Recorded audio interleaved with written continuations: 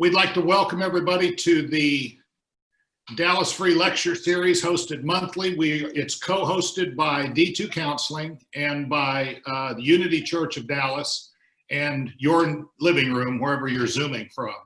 So we appreciate the accommodation. We're going to continue doing this until we get a better handle on health and safety before we start putting people back in together. If you would like a CEU, if you're a clinician and would like a CEU, shoot us an email. I'll post it over in the comments where you can shoot an email to, and we will send you the CEU for tonight's presentation. And we'd like to welcome everybody, and then I'll turn this over to my co-founder, Dr. Dina Hijazi, to say hi. Hi, everyone. So glad you're with us tonight. We have a very special treat. We have Julie here. Before I introduce her, I would just like to say a little bit about D2 Counseling. We're a group of experienced therapists. There are 6 of us, and we have expertise in a wide variety of areas, starting from children all the way up to seniors, which I am not so far away from, and a variety of issues, including all the different kinds of substances, addictions, and the process addictions, depression, anxiety, PTSD, and trauma. We do offer, between us, we offer, I think, 7 groups now, Daniel, and we believe very strongly that we all heal in relationship, and especially with our peers. So if any of you are interested in having that kind of therapeutic experience, feel free to call us. So again, thank you to Unity, and glad you all are here. Julie Patrick is a very special treat. She is a member of our community that I think everybody looks up to and admires and values the work that she has done for all of us. And I know I've actually had some training with her that I'm very grateful for. So Julie, thank you so much for coming. And most importantly, thank you for adjusting your work to Zoom. This is, I know it's a challenge, so we really appreciate that. One other thing I'd like to mention before we get started is if everybody could not use your video, and if you could mute yourself until we get later on for discussion or questions, that minimizes the distraction, and apparently it also enhances it reduces the chance of a crash if people are not using their video. So with that, Melanie, or Julie, you're up. Thank you, Daniel. My name is Julie Patrick, and for 32 years, I've been doing work with clients around unfinished business. I chose childhood unfinished business because of our time constraints tonight. So I'm gonna make my comments around childhood abuse. So let me identify some descriptors for you that tell you you have this kind of unfinished business. The first one is being present in your own life. If we have been subjected to childhood trauma, we are going to have difficulty in adulthood being present for ourselves and for others. We're stuck in the past, going over and over the emotional and physical wounds we have suffered at the hands of our parents. Or we are living in the future, hoping that things will get better. The second descriptor is authenticity. From a wounded child, we have had to build a persona to survive. People pleaser, family loyalist, rebel, feeling like a fraud. We cannot be our real self. The third descriptor is in relationships. They are very difficult for those of us who've grown up wounded. Needing to control, issues with trust, arguing, bickering. People have a lot of trouble relating to each other in a relationship. Number 4 We cannot accept what is to be present and accept what is. That's number 4. Number 5, we are living from our wounded child. We cannot feel joy. And this is where I really hone in with a client, because it's devastating to live from our wounded child. And I'll say more about that in a minute. So if I'm living from my wounded child as an adult, I cannot feel joy, and I am provoking other people or inflicting on other people.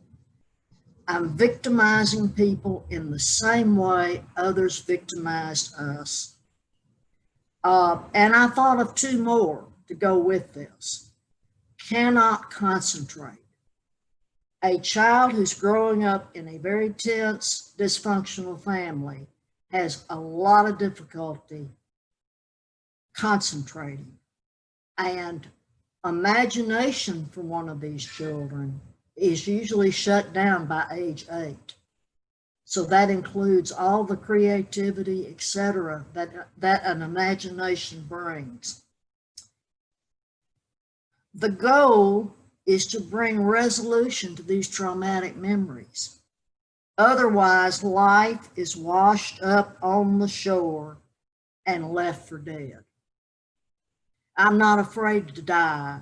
I'm afraid to live a dead life. Patrick Carnes talks about living in the unremembered past, calling it trauma repetition.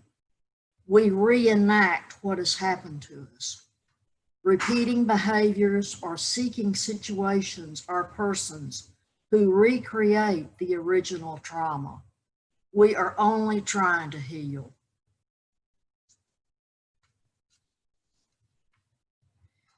This is section 2, the mechanics of rescuing yourself. This is the most important part. Patrick Carnes says we must come to our own assistance. There must be a moment where we gather ourselves up and say, I'm going to make this journey. I don't care how hard it is. I'm sick and tired. No guru can do it. No man can do it.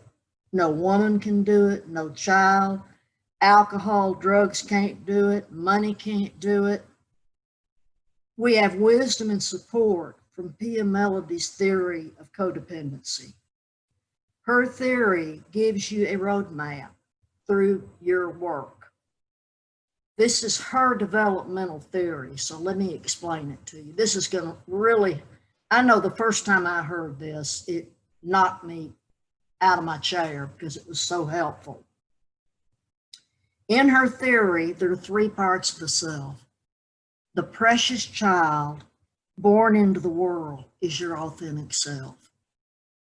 Your higher power gives you everything you need to get through life. There is self-acceptance, joy, talents, drive, all your honest emotions, spontaneity, and creativity. If I'm in a functional family, I'm allowed to be this person.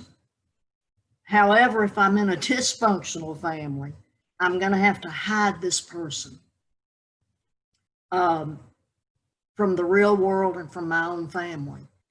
And she calls it the adapted child. I have to adapt to the dysfunctional system. The adapted child is riddled with shame and has been shamed by parents. Needs to control, procrastinates, or is a perfectionist, feels hopeless and helpless, has low self-esteem, is your saboteur, does not want to take any risks or takes bravado risks that are very dangerous, underachiever, and feels totally worthless. This child is immature because they are not guided by mature parents. And so I remember my psychiatrist told me when I was 26 years old that I actually was about 12, that my family had not been safe enough for me to develop further than that. So my maturity level was at 12 years old. So that explained a lot of the problems I was having with my marriage and with my children. The adapted child is the pain carrier of the family. That child sees the dysfunction very early. That was me. And I took on the pain of my mother, the pain of my father, the pain of both my brothers, my own pain. And so part of therapy is separating out whose pain is whose. You know, we got enough of our own. So we have to separate out this pain carrier and only carry our own pain and try to deal with it. The third part of Pia Melody's model is the functional adult. This is who we are becoming. I will work on this until I die, of becoming a better person. The functional adult is mature. That's number one. Has boundaries, has a problem-solving set of skills, has wisdom, goals, and confidence. Think of your adapted child as character defects in the 12-step program. We don't get rid of our adapted child. In fact, our adapted child is our survivor and needs respect because that part of us has helped us survive our childhood. However, they are now creating havoc on trying to run things. So the functional adult has to get control of this child and moderate the adapted child's behavior. So that's Pia Melody's model. We are, as adults, usually mature as our parents. That's not a good thing, not a good picture for my family. My mother was perpetually about 8 years old throughout her life. My father was around 15.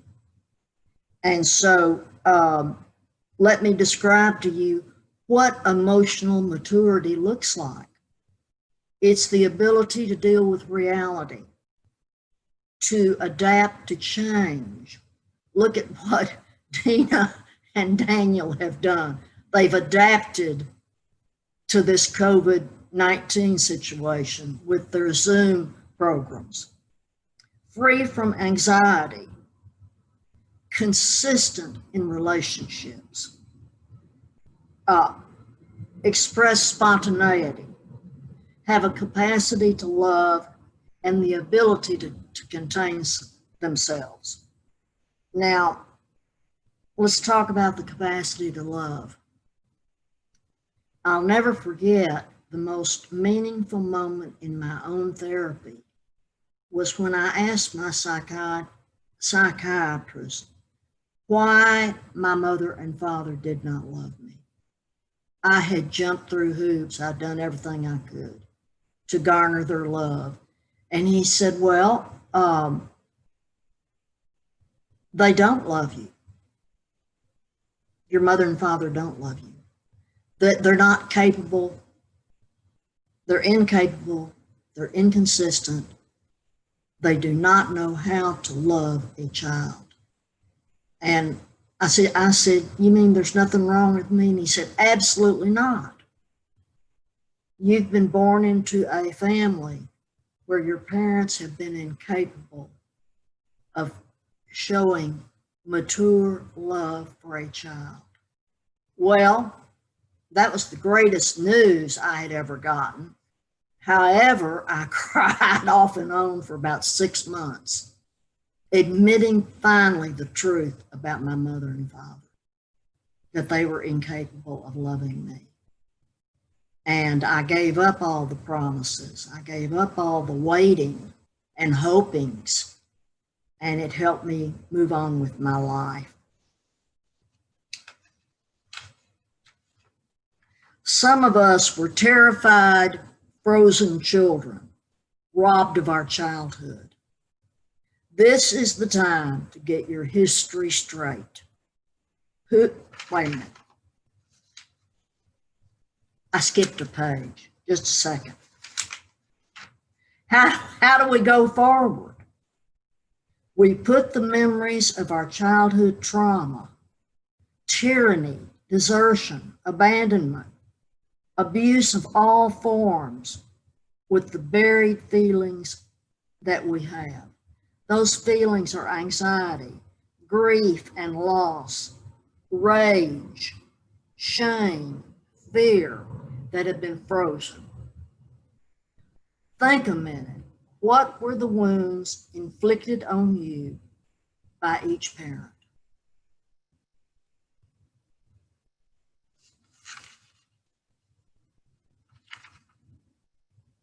Some of us were terrified, frozen children, robbed of our childhoods.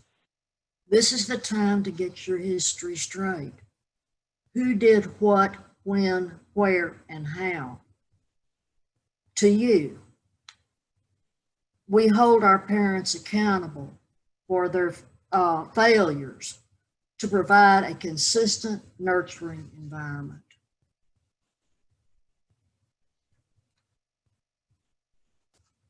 In this process, and it may take you a while to do this, it sure took me a while, because I had so much denial.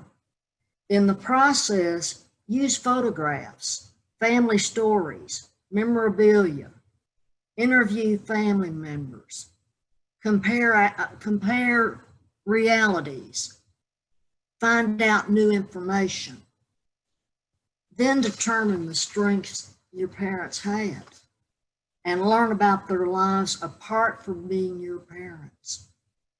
At some point, you will be ready. You will be ready to fire them as your parents, and you take over for yourself. They will always be your mother and father, but you no longer, if you're an adult, you no longer need a parent. You become the parent to you never had. Maybe you can forgive them. I don't know that answer.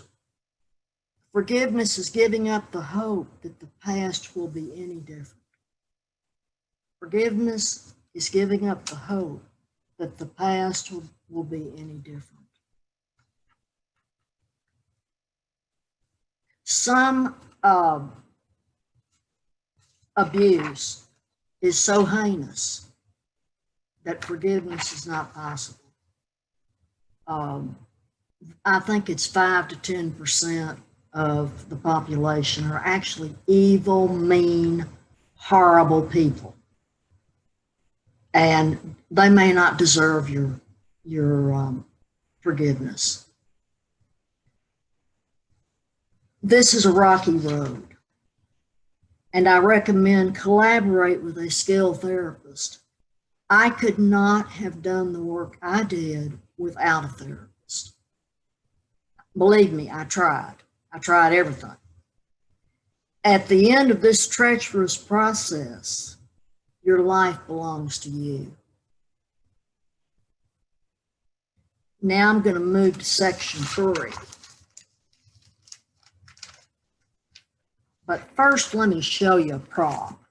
I work a lot in props. Can you see this, Daniel? Can y'all see this?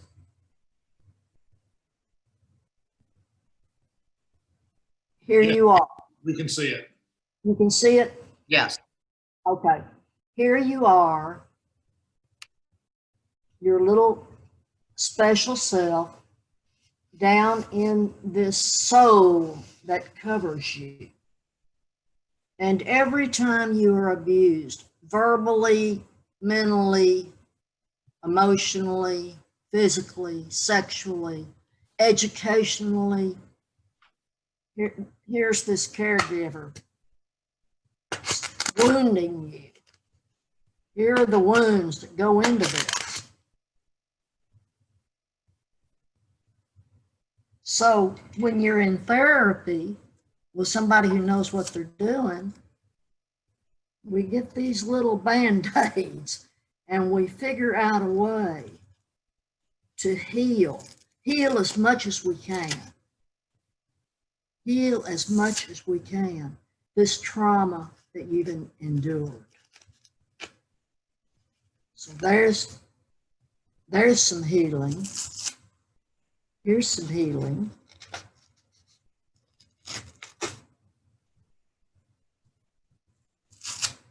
Here's some healing.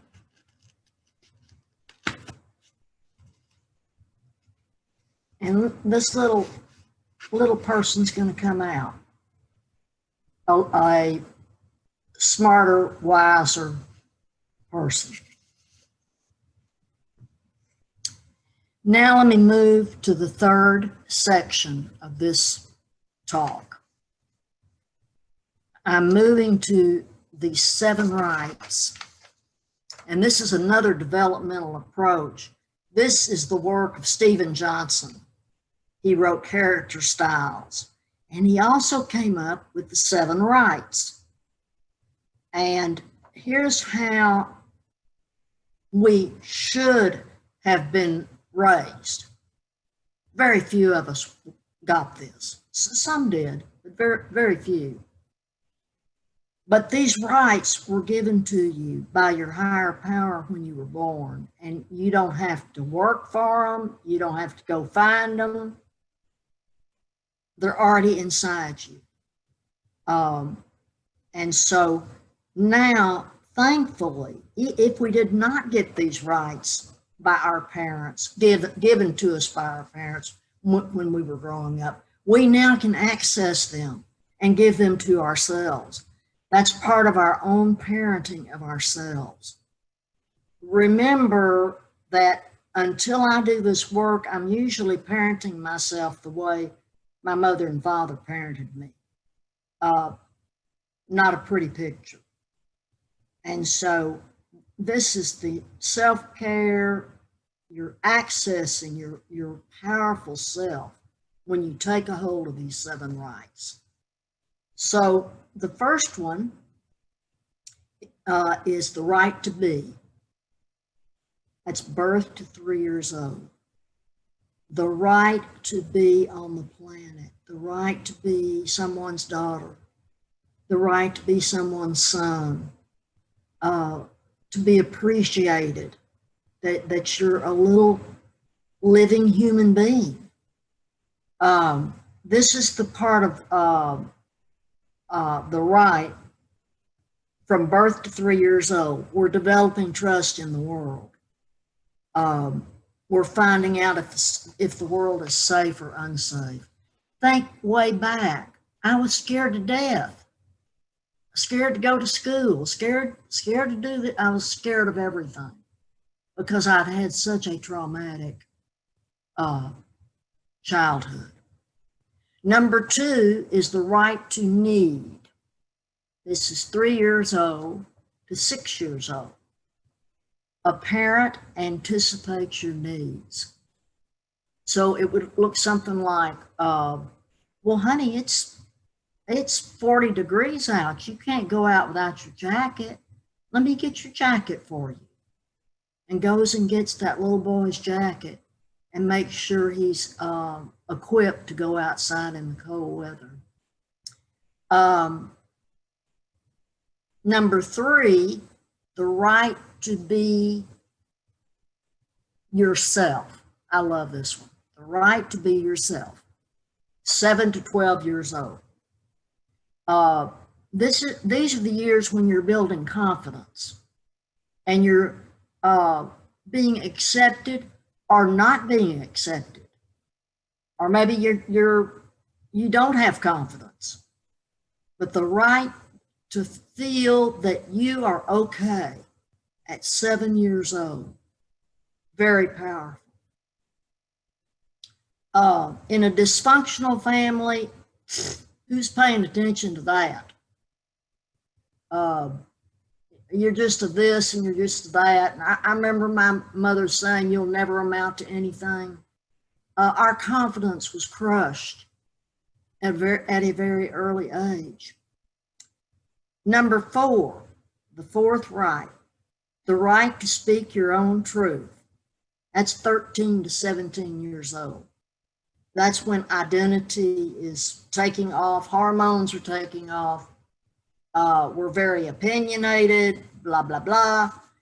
But in my family, it was not okay to express my own opinion.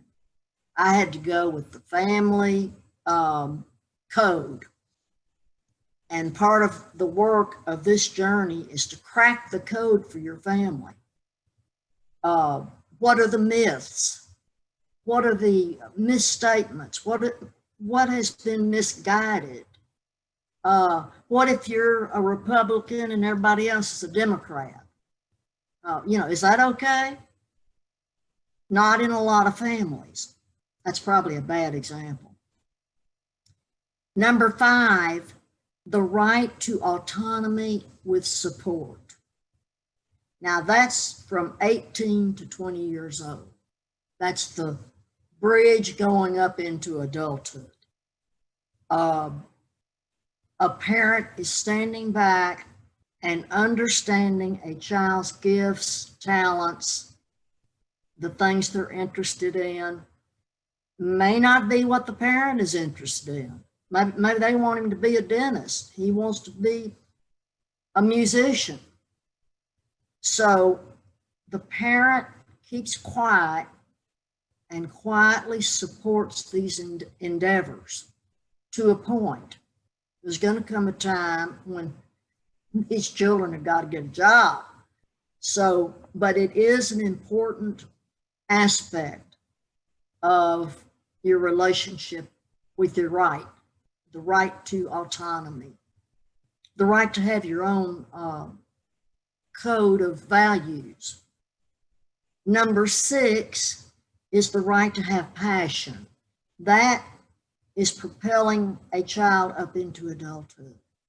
And to me, this is one of the most important ones. This is from 21 years old onward.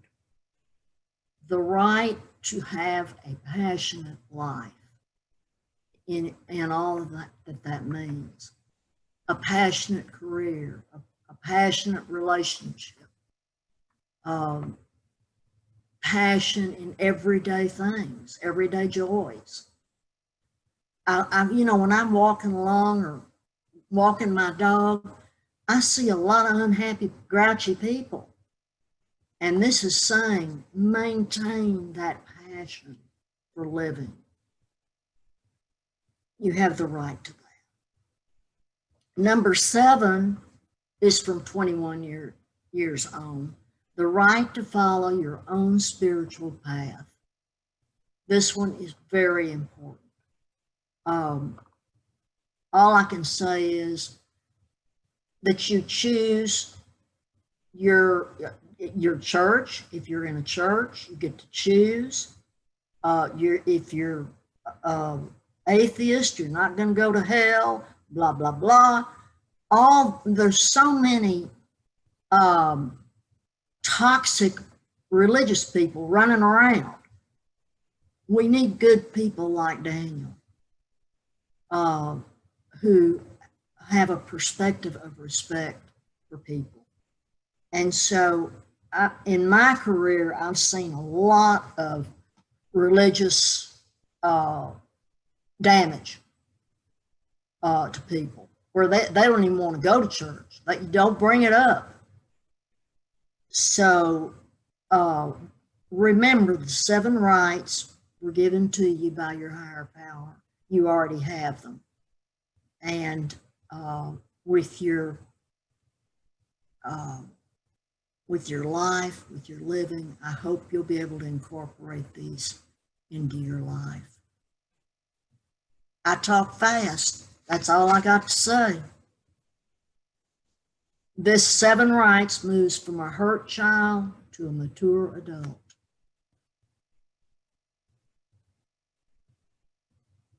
Thank you, Daniel. Yes, ma'am. Are you open to a little bit of discussion around this? Sure. Could you go into a little bit more about your concept around forgiveness?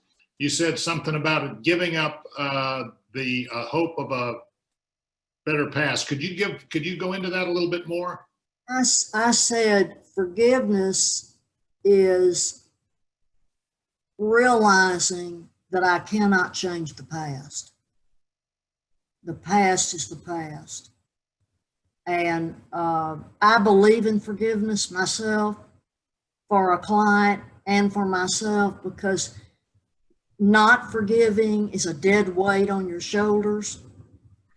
However, I also recognize that some abuse is so horrible that there's just no way to contemplate forgiveness.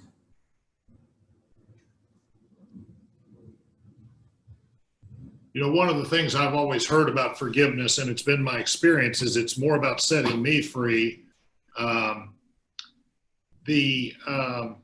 But it is so hard to do when I feel, I mean, one of the big barriers for me has been whether the other person has the ability to be accountable. And that doesn't necessarily impact the forgiveness, but it certainly has made it difficult for me to maintain or continue in any kind of future relationship without that accountability. Yes, yes. You bring up a good point, because I recommend to people, if your parent cannot be honest with you, if your parent cannot say, I'm sorry, I made a mistake. If your parent is going to continue lying about your childhood, it's better not to waste your breath trying to get forgiveness. All I ever wanted from my mother was that she said, I'm sorry. Could she do that? No. Could my father do that? No. So we have to choose wisely and surrender when we know a person is not capable of forgiveness, is not capable of accountability. Yeah, I agree with you. I think one of the very valid points you made was, you know, that discernment about who we're going to approach. And I think that's a lot of times we need to use our therapist to, I mean, that was the work I had to do, was with my therapist, decide how I was going to continue in those relationships, because I had a blind eye to it. That was my normal that I grew up with. I just couldn't figure out why I walked away wounded every time. Yes. So another question over here, it says, could you please elaborate on the role of grief in forgiving, and is acceptance the same as forgiveness? Acceptance is part of forgiveness. I believe I'm closing the door on my resentment. Remember that the adapted child we talked about earlier hangs on to resentments, and they're not going to let go. And so to me, forgiveness, part of forgiveness is surrendering and letting go. What was the other part of that question? Something about grief. Yeah, can you elaborate on the role of grief in forgiveness or in forgiving someone? Can you say a little more? Well, it wasn't my question, but I'll tell you what I read into it is a lot of times there's a grief that comes with giving up the hope of the better past. There's a grief that comes with a loss of fantasy. Yes. And that's part of this process. We come to our rescue, like Patrick Carnes talks about, when we've tried just about everything to we wait and wait and wait for that parent to come and love us and accept us. We hang on to the hope that we're going to get that love that we always wanted, that acceptance we always wanted. And when we accept the fact that it's not coming, that is a terrible grief. It's a deep, deep grief that has to be dealt with. And it may take, I don't know what it might take, but I know I had to do that. It's bashing your delusions about what your family really is all about.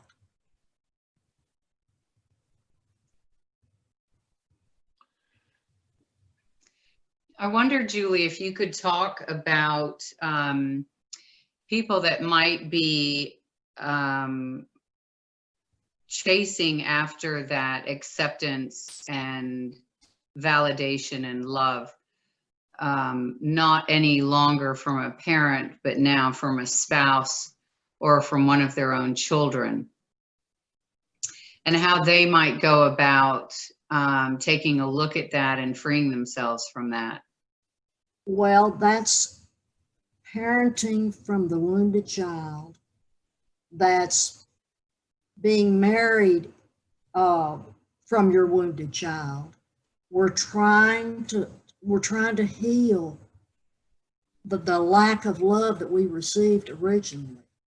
And so it is clearly necessary to heal that wounded part. Because what do? We come out and demand. We demand love. We're needy. Get back in here. You know, I mean, my husband and I, for 7 years, did this deal. Oh, I know you don't love me. I know you don't love me. You can't possibly love me.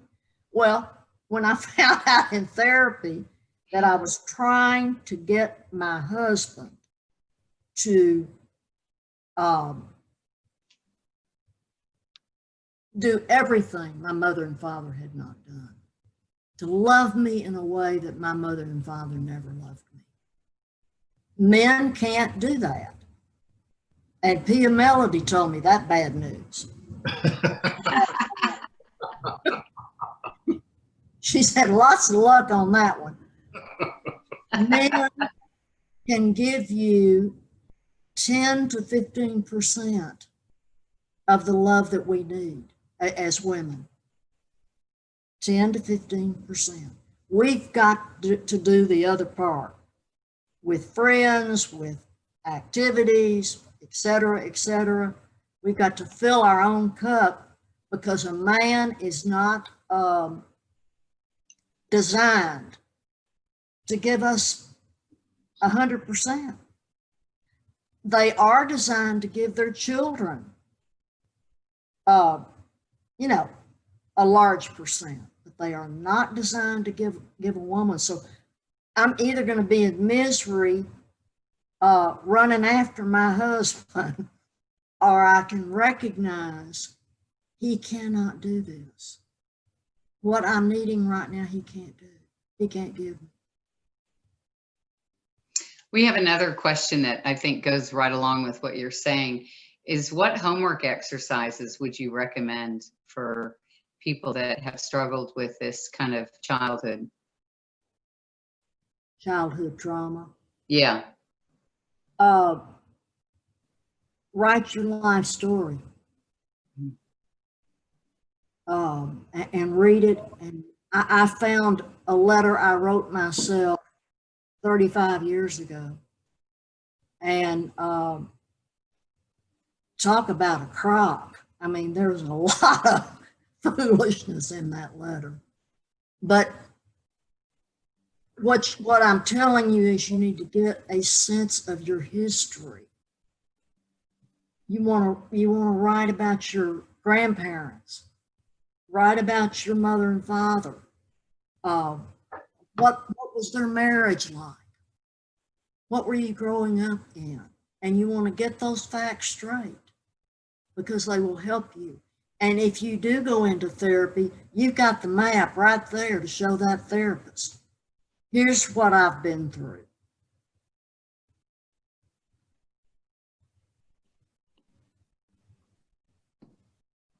The other thing I would say, Dina, is to spend quiet time sitting alone, not doing anything. Now, when my psychiatrist said, Julie, I want you to sit on your sofa for 2 minutes, I was 26, 2 minutes, and I want you not to say one word. Just sit there. That's your assignment for the next week. I couldn't do it. I was so fidgety. That comes from childhood when we have stuffed so much down inside that is unexpressed. We grow up with grand station mind. Our minds are filled with the past.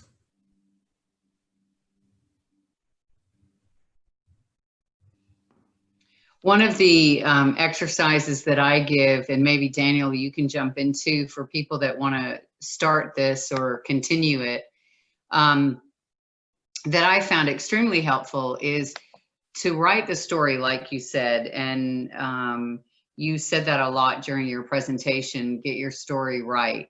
Interview people, look through photos, ask questions to put this picture together so you have a better idea of what your life was like. And the second part that I do is to have folks write a story from a third person describing this child. Yes. And that's been a very powerful, so for those of you that want to do this, the way I suggest doing it is that you literally act like you are a screenwriter and you're writing a movie about this incredible child, and you're documenting this kid's life and all the strengths and the resilience and gifts that this child came into the world with, and how they got through some really painful trauma. I was telling Daniel that I was on a CEU a few days ago, and the gentleman presenting, the psychologist presenting, defined trauma as a lot of bad stuff in childhood or not enough good stuff. Mm-hmm. And I think the majority of us had not enough good stuff. And so writing the story can really illuminate that, because we know from our practices that people come in and go, I wasn't tortured, I wasn't raped, I wasn't, told to sleep in the doghouse. I had an okay childhood. I don't know why I have such bad depression, or I don't know why I drink so much or eat so much. And then we start looking, and it's just that there was not enough good stuff. There was not the rights to be, the right to need, and to have that need be attended to, all those rights that you described. I think that's really powerful. Well, and a lot of that is neglect and omission. And so a child is invisible. Yeah. And goes through their childhood invisible. That's the root of a lot of eating disorders. We get cut off from our neck. We're just a walking head, and the rest of the body's invisible. And that's the root of a lot of compulsive overeating. And think about when I was talking about the pain carrier, being able, I brought this prop. The pain carrier, can't get it. Here it is. Here you are, this little monkey with one eye. I'm going to put him in here, her or him in here. Wait a minute. And then the mother, the father, the brother. Oh, I dropped it. The brother. Get in there. All the dynamics of this family. You see this. all these dynamics swirling around. So for the eating disorder person, I'm going to need a big body to carry all this. If I'm the carrier of the family, I'm going to need a big body to carry all of this. And so in therapy, this person is gaining the strength to, what the hell do I want to carry that for? Get out of there. Get out of my life. Doesn't mean you can't have a relationship. But here you are in your own life. I don't know if y'all can see this. Yes, we can. In your own life with serenity and spontaneity and choice and all the power that you should have, the passion you should have. Another comment I'd make back to the question of good homework and exercises if we have these type of issues to work on. It's really a shout out to one of Pia's works, which is a workbook called Breaking Free. And there's a list of exercises she has in there that'll take you through the 5 core issues and help you begin to look at that. That's a companion work to her book called Facing Codependence, and which is remarkable in and of itself. I mean, Pia uses her own story to illustrate a lot of the neglect and a lot of the abuse issues. But that's a helpful workbook that goes with it as well. And Patrick Carnes' book, The Betrayal Bond. Absolutely. Everyone should read that book. It's so full of wisdom and so well written and so helpful. You know, Julie, one of the things that I run into regularly with clients, particularly if they're fairly new to therapy, when we start poking around trying to help them get their story straight, is there's this generally a pretty high level of resistance to looking at the parents. And one of the things that helped me was when my therapist told me that this wasn't about trying to find fault with them as much as it was trying to find out about the impact they'd had. And that's also helped me as I looked at my relationship with my own kids. You know, I claim near perfection on my intention of what a good dad I meant to be with them. But if we ask either one of them what the impact I had, there's a bit of a distance between the intention and the impact. And that's where I've tried to be accountable. But when I talk to people about their parents, I think it's a clear distinction that we need to make, that we're looking at the impact that it's had on us as little kids, not so much the intention. Right. Well, and I think the whole point of this work that I've talked about tonight is to understand our parents. That doesn't mean we go along with it, we accept it, none of that. It means that we understand who they are as people. How come they're incapable? How come they're incompetent? If we can get at that, great. Sometimes you can't. When I was in school, I was asked to do a genogram, and that was hugely useful in helping me get my story straight.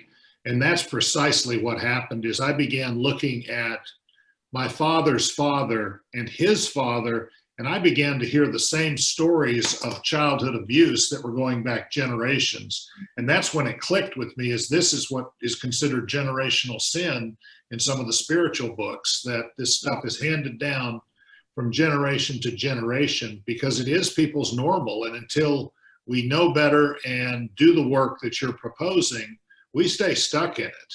And my hopefulness for our world is that with the gifts that Patrick Carnes and Pia Melody and Julie Patrick have given this world, that we can break through that and not be held hostage by it as many generations before us were. Psychology is relatively young. Counseling is a relatively new thing, and we're seeing the results of that in changed lives. And I'm just real hopeful that as we do that work, we don't have to stay stuck with that generational bondage. Yeah. Well, and you know, back to forgiveness, I think is a spiritual expression of grace. Sometimes we're if we forgive, they probably don't deserve it, or we're going to do it anyhow. Because we don't want to carry 100-pound block of cement on our shoulders. So that's a tough topic. Julie, could you share with everyone just a teeny bit about what psychodrama is and what you do as a way of helping people put those Band-Aids on the styrofoam cups? I'd love to.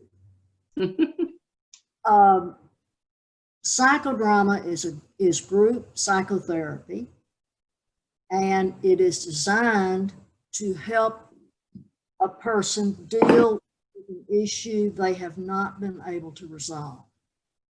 And in that group setting, someone is going to play the violent father, someone's going to play the ineffective mother, someone's going to play the sibling, somebody's going to play the sister, and this person who works is able to say the things they could not say when they were children. Dad, I ran from you up the stairs and locked myself in my bedroom because you were so mean. It's that kind of thing. Mom, why didn't you stand up for me? And so through that process, the adult is standing up for that little precious wounded child and is saying the things that needed to have been said way back when, but could not be said. And through that process, it takes about an hour and a half to go through that process. You come away relieved, released from that scenario that this person has created. And you're able to go forward with a different perspective. That's the main thing. So I've been doing psychodrama since 1902. I started in psychodrama in 1990, and it was the greatest gift to me that it became my life's work. So thank you for asking. Does that explain it, or is that gobbledygook? No, that's great. And anybody else have any more questions, please type them into the chat if you would, and we'll ask Julie.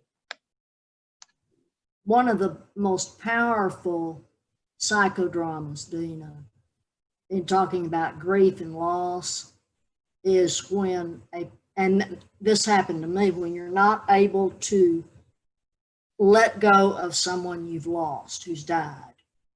That scenario is recreated in the psychodrama. Maybe you're in the hospital room. The last words you said to this person is created. And then you go to the funeral home, you go to the cemetery, and I asked this person, what did you bury of your best self with your mother? And they go, oh my God, all my joy, all my happiness is gone. All my creativity is gone. It's in there with her. Well, then you have the mother sit up in that casket and say, honey, come on over here and get your joy, get your creativity. I've been waiting for you to do this. I don't want to carry it. I want you to have it. And they walk out relieved. And some of their grief is muted, is dealt with.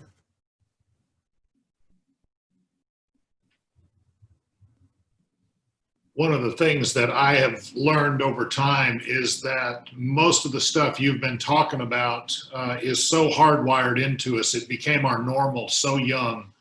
Yes. We don't really see, it's like the fish. He doesn't know that he's in water. He's just not aware. It becomes our water. And one of the things that took me a while to understand in my own growth and recovery was talk therapy is necessary to some level, but it's more experiential therapy that has to be used to dislodge this hard wiring. And that's where I think psychodrama does such a wonderful job. When I do workshops, I incorporate some of that psychodrama in it, just small tools and techniques of it. But that will move that through the body so much quicker and buy freedom for people so much quicker than reading a book or talking about it in 50-minute sessions week after week. The experiential stuff moves this so much quicker. That's why Dina and I do so many groups, is the group therapy is more of an experiential that allows people to walk through this stuff quicker. Well, reading, and I love to read, but reading will get us about 10% of where we want to go. Yeah. And you're right about the psychodrama. It goes around our intellectual base directly into your heart. And once you've been there, you cannot turn back. Once you have experienced that, you cannot turn back. This growth is infectious. What?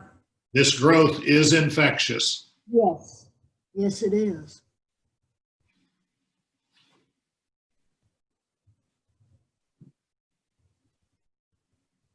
You have any more questions? Do any of you have any questions?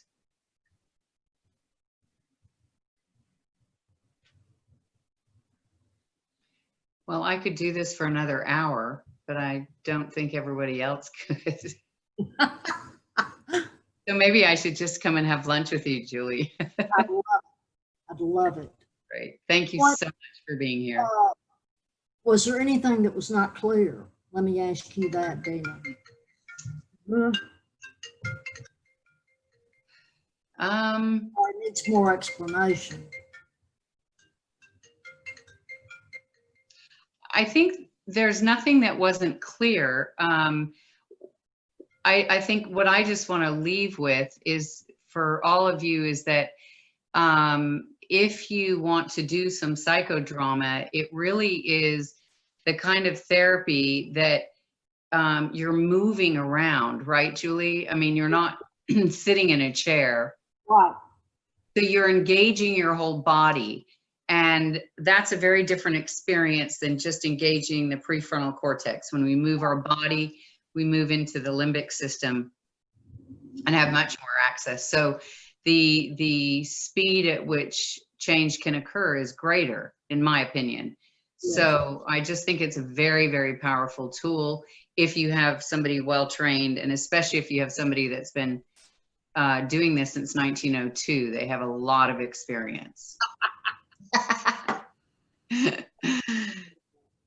Okay, anything else? Daniel, you said about the CEUs. Yeah, I posted that in the chat section.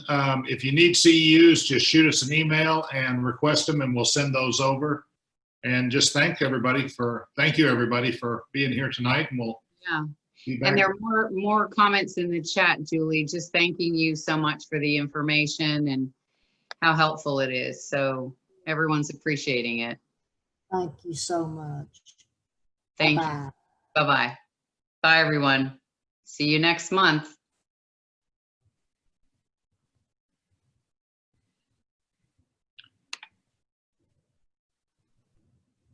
We forgot to announce what's next month. Julie. Yes. Are you still working? Yes, I am. Where are you? Are you working privately? What are you doing? I have a home office. And I love your bookshelves. They're beautiful. Oh, thank you. Thank you so much. That's Keith's study. I'm over at Keith's house. Oh, it's gorgeous. Yeah. So you are working in your home office? Uh-huh. I sure am. And are you still at Sante at all? I left Sante February 28th, right before this pandemic hit. Really? I didn't have any idea what was coming. Oh my gosh. Wow. So I loved working at Sante. I know. I bet that's a huge loss. Yeah, but it was the right thing to do. Yeah. Yeah. I'm enjoying my private practice very much. Good. It's on pause right now, but I'll pick it back up when the COVID thing hopefully. Yeah. So are you doing any Zoom at all? No. No. Mm-mm. Doesn't really work with what you do, I'm sure. Wow. Do you Yeah. all use Zoom in your groups? We have been, and we've been using Zoom private for individual therapy and for couples therapy. And we've had to really adjust and pivot and, welcome the change and do the growth curve. So we've been able to do that. But really what we're finding is as time goes on, Julie, it's harder for all of us. It's like at the beginning, it was kind of new, and then we're all getting adjusted. And isn't this great? We can at least connect this way. And then as the weeks and months have gone on, both Daniel and I are feeling this, and more people are saying, I want to connect. I want to be in person. So we have managed to just find a room that we can use that's huge. So we are going to start our groups now next week with 6 feet apart. We can social distance, and I'm just thrilled that I can, have people get. Where is that located? Preston and Campbell. Oh, good. Good. Yeah, it's so close. And you're still where? I'm at Del Norte Lane, right off Hillcrest. Hillcrest and? Northwest Highway. Northwest Highway. You're south. Okay. It's on my house. Yeah. Yeah. 2 years ago. So when do you think you'll go back? I'm sorry? When do you think you'll go back? Go back to work? I'm going to try to start up my private practice the middle of July. Okay. Maybe, but I'm going to have to wait and see. Yeah. So I don't couple want to take any things. chance. I know, and both of us are in a high risk group, so we're not, we're being very cautious. Yeah. And we've got a whole protocol of how people enter the building, come and sit in and leave. But what I wanted to just let you know is that we have, which I think will be useful for you, we have face shields that are clear. Yeah. That are like this. So no moisture can get in at all, which, the CDC now is saying the mist from our mouths that really is the highest contagion. And so, you can't be 6 feet and do psychodrama. I would imagine you have to get close to people. So, a shield is something. The other thing that's what? That's a good idea. Yeah. And then the other thing is there's, and Daniel, I haven't told you this, I don't think, that there are UV wands. They're literally like a wand, and it's UV light. And if you, there are instructions that you put it over your fabric 4 times, kills the COVID. So like if you're sitting on your fabric chairs, you can do that. Yeah. So I'm going to order that because we just can't, we don't know that much, but I don't want to take any chances. Well, maybe next year when things are leveled out, you all will invite me again and I'll do this at Unity. Yeah. With props. With props. And with Charlie. She said she wanted to do it with you. Oh, good. Okay. Yeah, we'd love that because I think that's what is so powerful to watch that. Well, it's missing in this venue, but we're doing the best we can. Yeah, I love what you did. Thank you so much. Oh, you're welcome. Really, So, I just, Pam Pierce. What's her second name? Masser? I don't know. Pam Pierce, you know who she, Mesker, yeah. Pam Mesker. Mesker Pierce, yeah. She sent a chat note to you saying, this is fabulous. I learned from you. I teach it to my clients. So Oh, how I would forward that. Yeah, she was watching. So well, thank you.